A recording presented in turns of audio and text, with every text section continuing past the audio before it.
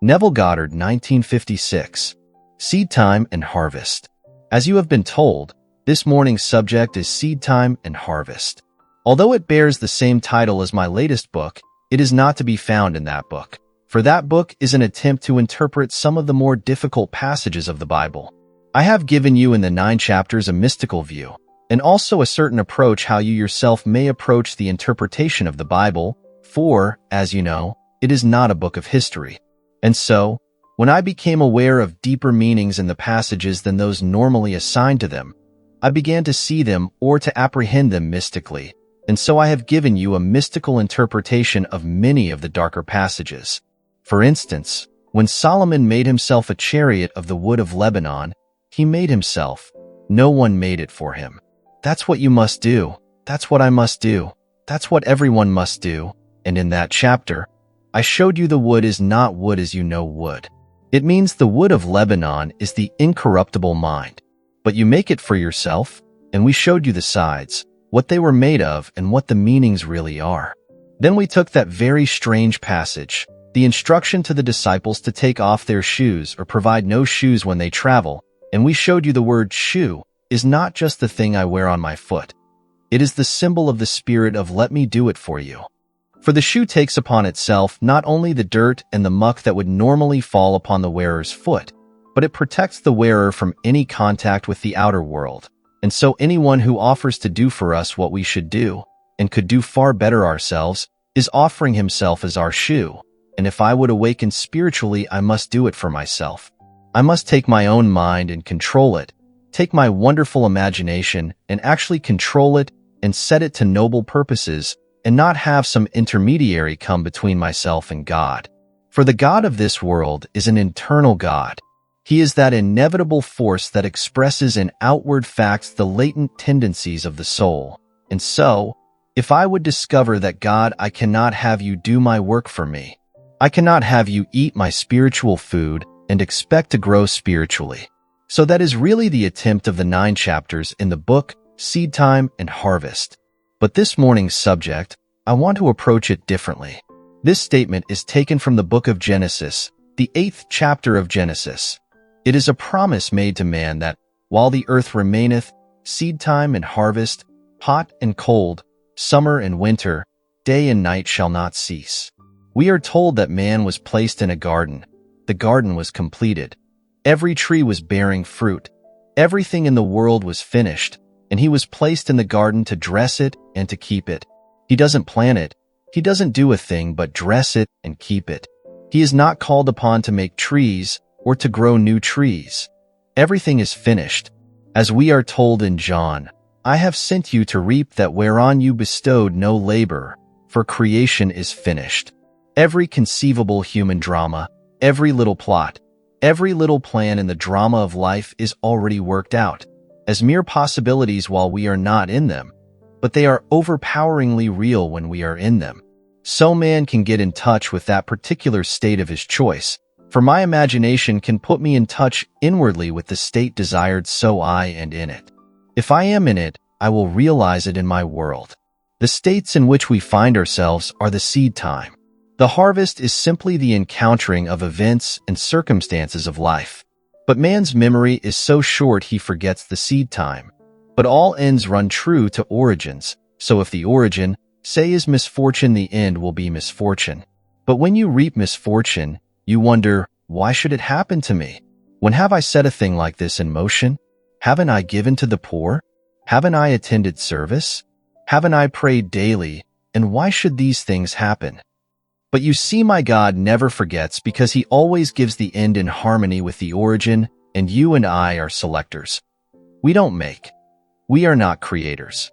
Creation is finished, the whole vast world of creation, as told us in Ecclesiastes, I am the beginning and the end. There is nothing to come that has not been and is. So look upon creation as finished, and you and I are only selectors of that which is. By selectors I mean that you and I have the privilege, we may not exercise it, but it is our privilege to select that aspect of reality to which we will respond, and in responding to it, we bring it into existence for ourselves. Not knowing that we are so privileged, We simply go through the world reflecting the circumstances of life, not realizing we have the power to create or to outpicture the circumstance of life. So let us analyze what I personally mean by seed time. If everything is finished and completed, then why the promise there shall be seed time and harvest as long as the earth remains? Now seed time, to those who are here this morning, as we should really know, we are not taking it literally. Our seed time is that moment in time when you and I react to anything in this world. It may be to an object, it may be to an individual, it may be to a bit of news that we have overheard, but the moment of reaction, that emotional response, is our attitude.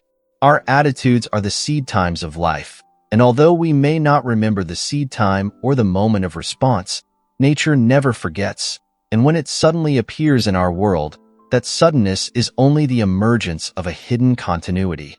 It was continuous from the moment of reaction until it appeared in the world. Its appearance in the world is harvest, so you and I may harvest anything we desire, but we must first have a seed time. It must be preceded by a moment of response or an attitude. How often you say, I approached it in the wrong attitude, or he is in the wrong attitude, or you must change your attitude if you would get on in this life. I have said it, you have said it, maybe we have said it to each other, but we know the importance of right attitude. We know this much, that I can change my attitude if circumstances change, that's automatic. We know that if something happens suddenly in my world of which up to that moment I was not aware, becoming aware of a change of circumstance would automatically produce in myself a change of attitude. We all do that, morning, noon, and night. But that's not important. That is a reflective life. 99% of the world reflect life. Now, can I consciously, can I voluntarily, can I deliberately produce in myself a change of attitude, one of my own discretion, one that I myself single out, and not one that is determined by or in any way is dependent on a stimulus of a change in the object itself? Must you change before I will change my attitude towards you? We know that if you do change, I will change my attitude towards you. But must I go through life simply reflecting these changes in the objects, and can I not deliberately determine the change prior to the change in the object? For if I can, I am moving towards complete control of my fate and becoming the master of my fate if I can assume an active, positive attitude and not depend upon changes in the object for changes in myself. If I can do it, I really am, if not a complete master, I am becoming more in control of the circumstances of life. But 99% of the world waits for things to happen on the outside and then they reflect. That's no accomplishment at all. If we would awaken and become real selectors of the beauty of this garden that God gave us so that we can single out that particular aspect to which we will respond, then we will do it by deliberately changing our attitude towards life itself. There is a little fable given us to show us how it is done. If you will study the fable carefully, you will see the importance of imagination. The fable is the fable of the fox and the grapes. You all know it. When he failed to obtain the grapes, then he persuaded himself that the grapes were sour, and by imagining the grapes to be sour, he evoked in himself a change of attitude. He no longer felt about the grapes as he formerly felt. Now that's a little fable on a negative tone or a tragic tone. You and I take the same story, but now we put it on a positive tone. We contemplate our ambitious dream, our noble concept of life. It may seem we haven't the talents to realize it. Instead of saying what the fox did, that the thing is beyond us and therefore it is sour anyway, we can take the same technique and wonder what it would be like had we realized it. What would the feeling be like were we, and we name it? If I can contemplate what the feeling would be like were I the man that I want to be, were you the person that you want to be, and rejoice in that state as though it were true, I am producing in myself that emotional response necessary for seed time. I may not see an immediate harvest. Maybe the thing that I am now giving expression to in the form of seed time is an oak. It is not a little mushroom that would grow overnight. Maybe my dream would take a little longer interval of time between the actual planting and the reaping. But if I know that all these things are consistent, see yonder fields. The sesamum was sesamum, the corn was corn, the silence and the darkness knew. So is a man's fate born. So, if that moment of response is the actual planting of the seed, and if it was corn, it must be corn when it appears in harvest time, then I can select the nature of the things I want to encounter in my world.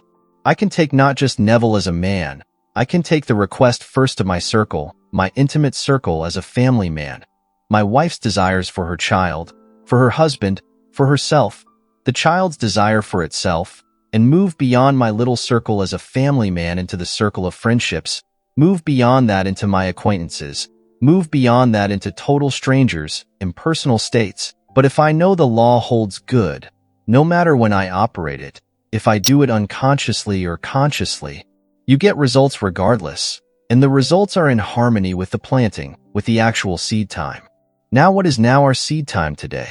There are maybe 2,000 odd here. We have 2,000 odd different requests, multiplied by a large number because we have requests for others, but you can take, today, as you sit here, and you can actually contemplate what it would be like. Suppose it were true.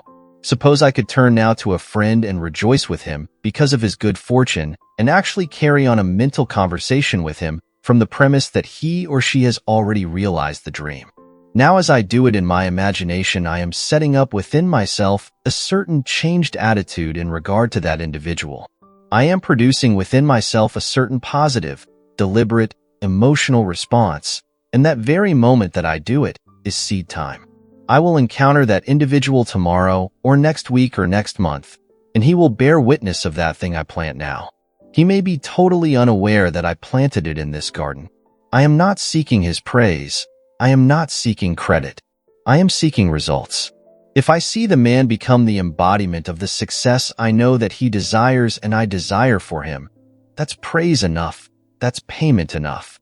What more payment would anyone desire other than the results? For everything is a gift. Why should I be given more? My father gave me the garden. The whole thing is in complete and full bloom and gave me choice. The greatest gift of all, complete freedom of choice of the nature of the fruit I will reap in my world. But I cannot just barge into the garden and start picking fruit. There must be a seed time. But I must always bear in mind I will reap that whereon I bestowed no labor.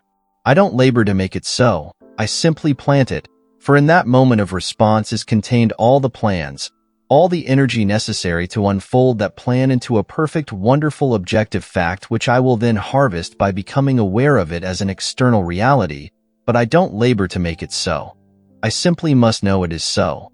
So that is our privilege. That is our choice. If you believe it, aren't you amazed at the kind of things that you planted, at the kind of seed time that in our ignorance, in our sleep, we allowed to actually scatter in our world? You see, some will say, but why does God allow it? You cannot conceive of an infinite God that is not infinite in every respect. If I was incapable, actually incapable of assuming, say, an unlovely state, I could not be my Father's son because my Father is infinite. And if he were actually incapable of assuming any state, then he would not be God.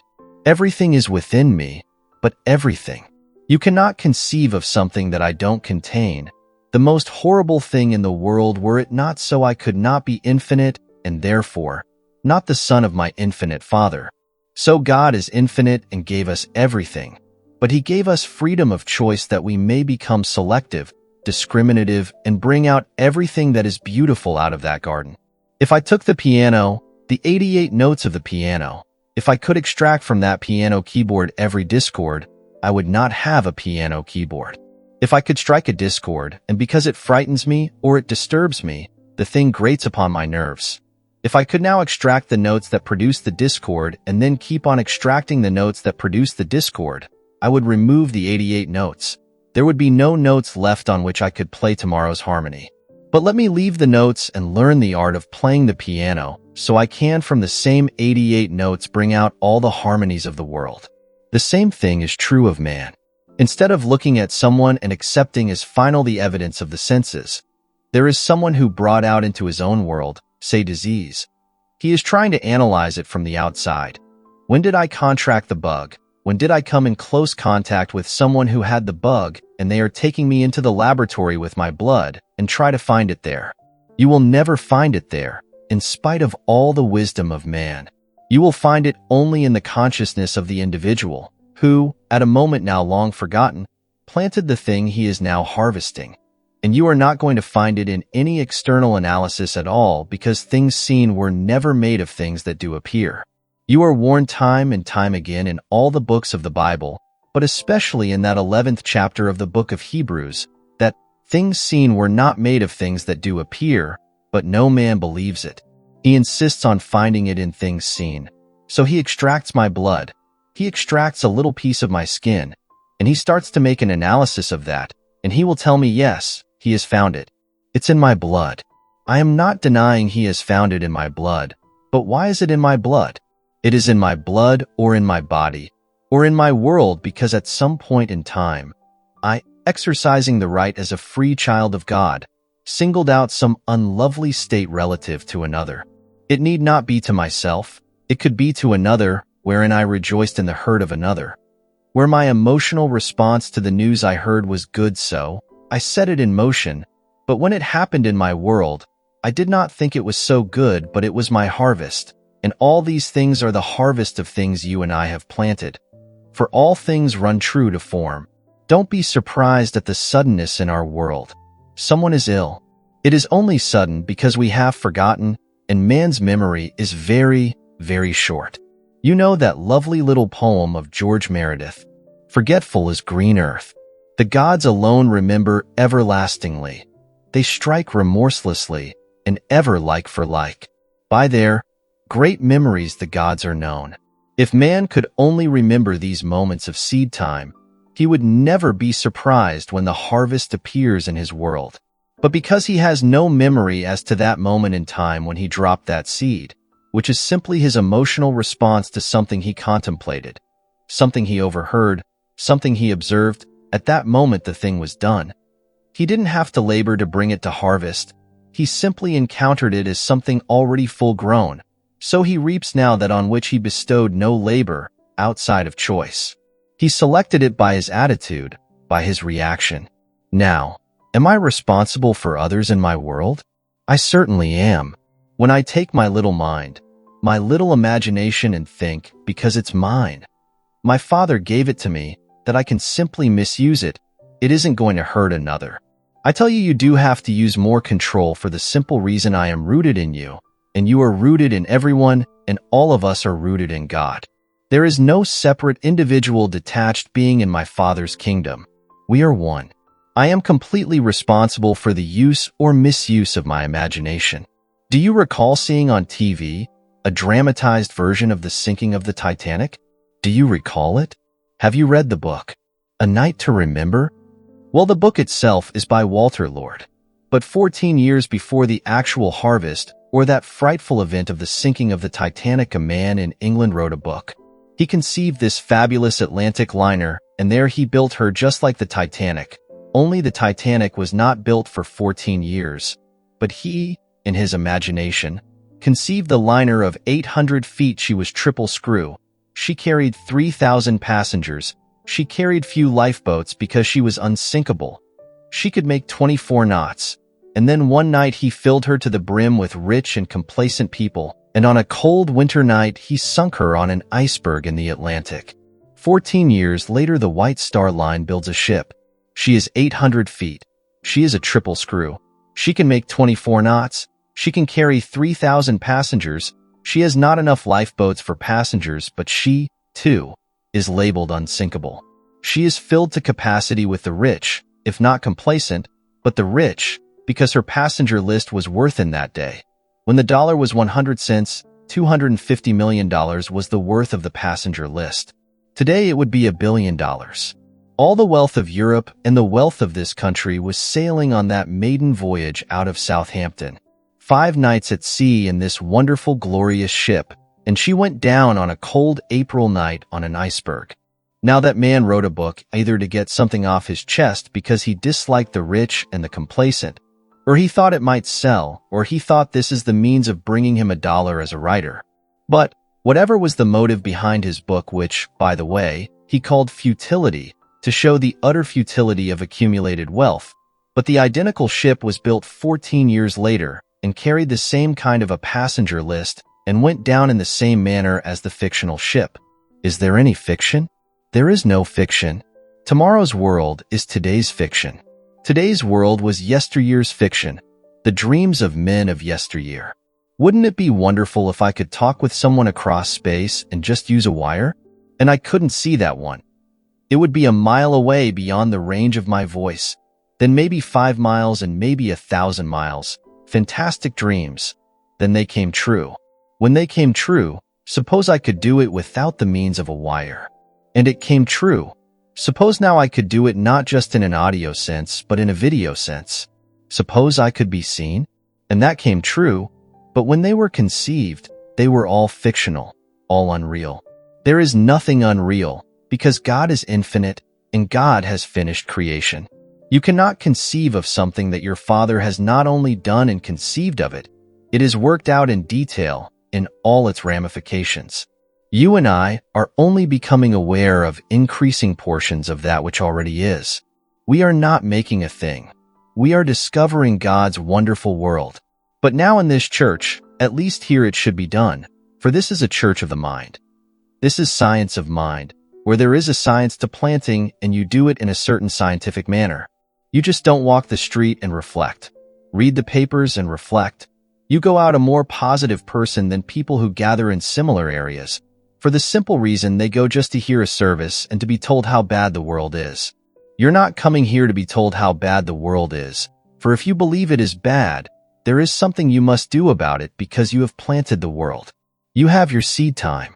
So here people gather to be told how to operate this wonderful gift that the Father gave them. There is this wonderful mind and imagination. So you are told to go out and be choosy in your selection. Single out that aspect of reality to which you want to respond, success, health, dignity, nobility, something wonderful that you contribute to the good of the world. As you walk by, you are contributing to society. You contribute to the community in which you live, not necessarily by giving dollars, but you contribute by your wonderful seed time. If, in your community, you see the need of maybe a church, you see the need of some wonderful school, you don't wait until people get together. You actually, in your mind's eye, contemplate the joy that is yours because of the wonderful school here for the children, a wonderful church here to lift man spiritually, and you wonder what it would be like were it true. You feel the thrill of witnessing it within. That is seed time. Then in a way that you do not know, and you need not labor to produce, you will encounter that school and that church and these lovely things in your community. So you plant the seed and let others, who think that they are bringing it into being, let them think so. You go about this world planting the good. That is why you are here. We are gathered here on Sunday mornings to discover more and more about this wonderful gift that God gave us, that we may single out all the lovely things in the world and bring them to birth in our world. This morning you take not only yourself, start with self, then turn to a friend in your mind's eye and congratulate him on his good fortune. Congratulate him on his expansion in his world, and actually feel the thrill of such contact. At that moment of response, that was a changed attitude in regard to that friend. At that moment you planted. Now, in a way you do not know and you need not know, that seed is going to go through its normal, natural, hidden passage and appear as a reality in your world. Then you will know the power latent within you, and you will stop reflecting life, and you become what I call a true creator, in the sense that I mean creator, that you are creating by selecting wise, lovely things in this world and giving them expression in this world of ours. So that's what I mean by seed time and harvest, the importance of the right attitude. And you can do it. You need not wait for circumstances to change. You need not wait for the stimulus of a change in the object to produce in yourself the change of attitude. In your office, does the boss act in a rude way towards you? Well, then what would it be like if he now saw in me the lady, the helpful person that I really am, or want to be? Suppose he saw in me someone he could praise for my work and raise me in the salary world, give me an increase in salary because of my added effort. Suppose he could see that in me. Well, contemplate the boss seeing that in you as though he saw it and rewarded you with an increase. That moment is the moment of planting. It may not come tonight, it may not even come this week in the paycheck, but it will come. You simply keep on planting the lovely things. But if every day when you leave the office you say, "What a skinflint," and you go home and you discuss him with your mother or your husband or someone else, and they sympathize because they really believe you, for they are playing the same reflective, negative approach to life. But if as you ride home or walk home, you walk in the attitude that he had done it, he had increased your income, he had praised your work, and day after day, in spite of other things to the contrary, you persist in it, do you know he will do it? You will produce in him the change of heart because you first produced it in yourself, and he will see in you qualities that he cannot now see. And then your whole vast world begins to blossom. You do it in every sense of the word. You know someone who is lonely, one who really should be happily married in this world. What would it be like if you were told, not by the individual necessarily, but by a third party of the good news concerning John, concerning Mary, or someone else? Someone desirous of a lovely home and a gracious home. What would it be like? Don't be envious. Try to rejoice. Feel the joy that is theirs, and that moment is seed time for them. They will harvest it, and that is our opportunity to go through the world planting and planting wisely. Unfortunately, too many of us in church movements, I don't think you will find it in this church, but too many of us in church movements have a very serious attitude towards life. And of course, the basic attitude is the attitude towards life, not necessarily the individual attitude towards an object or towards an individual, but the attitude itself that the individual adopts through life, towards life, and they have a very serious one. Well, Orage very wisely and very humorously said the serious attitude is this: they really believe that God has an enormous struggle against helpless odds, and he said that produces in the individual the emotion of helping poor father. They go to help poor father who has created the world and gave it to his children. Now he brought up another interesting point of the scientific attitude towards life. Having discovered the little molecule or the little atom and the wonderful construction, that is, theoretically, having discovered this wonderful, orderly construction of the bricks that make up the world, their attitude is one of orderly insignificance because they believe the world is gradually burning itself out. So no matter how orderly it is, if they really believe the sun will eventually go out and the earth will consume all its resources, what other attitude could they adopt than all dressed up with nowhere to go? Because if eventually it is all going to be in nothing anyway, no matter how orderly it is today, it could only be orderly insignificance. But I tell you, as one who has seen beyond the veil, there is no such thing as coming to an end. Life is forever and forever and forever. And forever you are moving up this everlasting pilgrimage, revealing the infinite glories of your Father. So go out wisely today. Go out determined to become more selective, more discreet in your choice of ideas you will entertain, and single out the idea that would bless an individual and produce in yourself the emotional response that you have witnessed that state in his world. And know at that moment of response, you planted for that individual and he is rooted in you. There is no such thing as he will not be found in your world, for he is rooted in you. Everyone is rooted in you. Therefore you will not lose them. It is planted relative to that being, and that being is going to harvest it, and you will know the harvest when it appears in his world. You simply plant, and let the harvest take care of itself. Now let us go into the silence.